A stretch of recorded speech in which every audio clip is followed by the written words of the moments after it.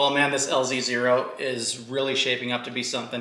The rumor mill is flying through the roof. The speculation is all over the place. I had my own video previously where I talked about the deactivating cylinders from an article that I read.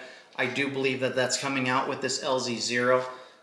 Even though there's a lot of naysayers on it, I agree with you naysayers, and I can totally understand where you're coming from, but the technology is there. Are we ready for it? Maybe.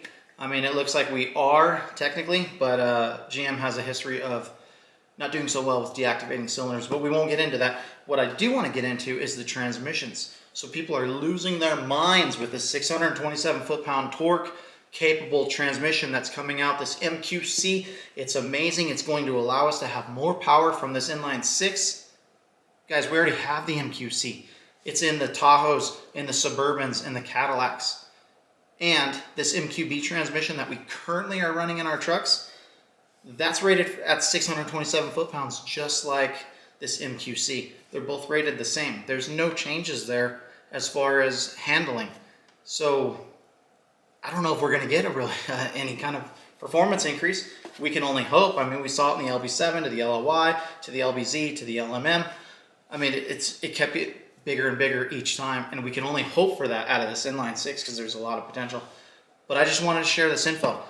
And another thing that I noticed is MQB versus MQC. On the fleet order guide, we have MQC is only available with vehicles with bucket seats, whereas the other transmission, the MQB, is only available with regular vehicles with the 60-40 split seats. So that tells me that it's more of just an electronics change than anything. It's just the way that the shifts are. We're gonna have the shifters up on we're gonna have paddle shifters on the steering wheel.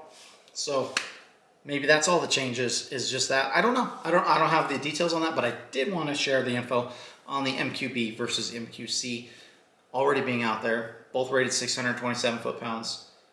Let's see what else we got. Let's create some more speculation. Let's dig deeper. I mean, I love digging up new stuff. Let's check it out.